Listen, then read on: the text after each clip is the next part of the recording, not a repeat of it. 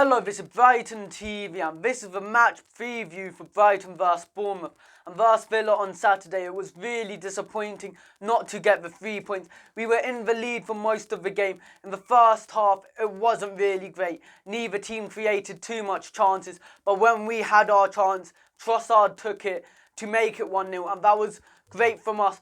But then as the second half happened, we started playing worse and worse. Potter decided to sub off Connolly, and I thought that was, I didn't know why, because Alzate was doing a really good job on Grealish, and then to change the defence, and especially for the player who was marking their best player, I thought that was a bit strange. And then it ended up going bad a few minutes after Moy lost the ball, and their goal, it was so sloppy to concede. Webster out of position and Montoya out of position, where Grealish ended up having a shot and it went in. That's disappointing from us.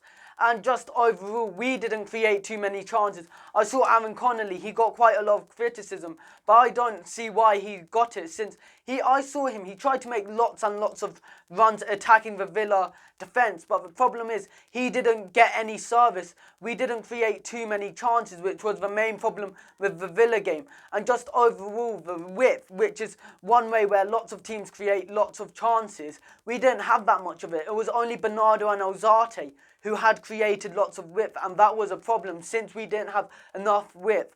All our play was in the middle, and then it just got really congested in the midfield, and that was poor from us. And then Bournemouth, they lost to Norwich. They will be really annoyed at that. 1-0 Norwich beat them, and that is big for us, since Bournemouth and Norwich, two teams right in the relegation zone. They're disappointed to lose that, and we need to win this. This game versus Bournemouth is a 6-pointer. We must win this. And Bournemouth, we played them a few weeks ago and we won 2-0. It was a great victory for us, and we need to repeat that. We haven't beat Bournemouth away from home in the league since September in 2007.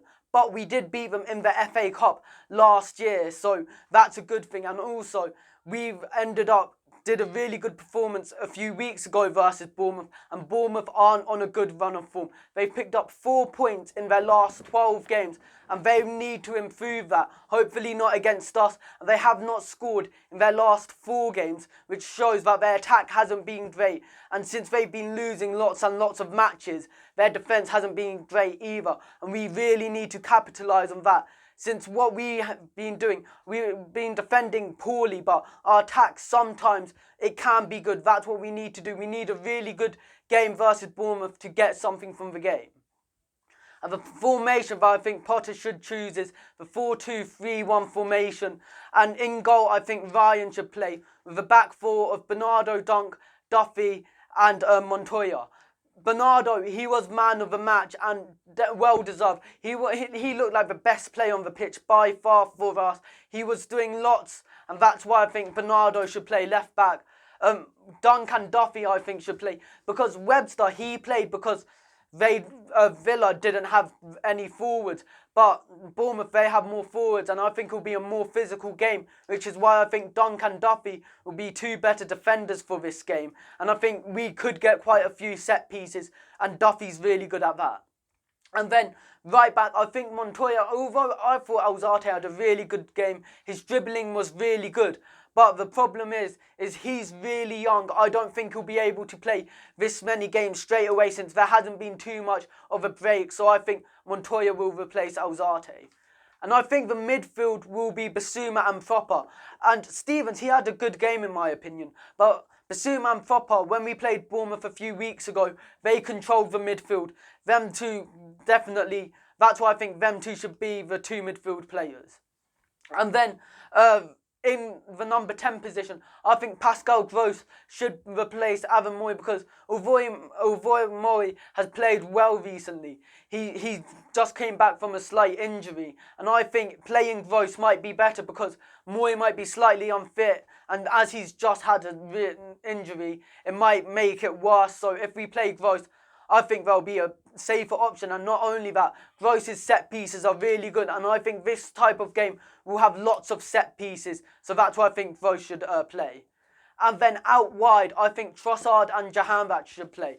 And that's because I thought we didn't have too much width versus Villa. So that's why I think Trossard and Jahanbakhsh, both of them played versus Bournemouth when we played them, and they created lots of width. Of course, Jahanbakhsh getting his first goal of the season. And that's why I think Jahanbakhsh, he can do them sorts of things. So that's why Jahanbakhsh on the right and Trossard and Gross, both of them will create lots of chances. And that's what we need to do. We need to create lots of chances for the strikers to have a chance. And up front, I think it should be Glenn Murray, because even if the strikers are restricted to a few chances, Glenn Murray's one of our best players of the past 3-4 seasons at going and scoring the chances.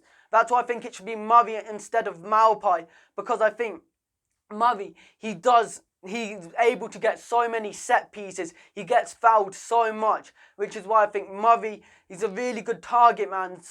And also he's so clinical. That's what we need. I think Murray will be more important than Moy, although I could see Potter going and playing Maupay and Murray. And my score predictions for this match, I think it will be a relatively low scoring game, and I think it will be 1-0 Brighton. I think Glenn Murray will score for us. Don't forget to like and subscribe to Brighton TV and follow us on Instagram.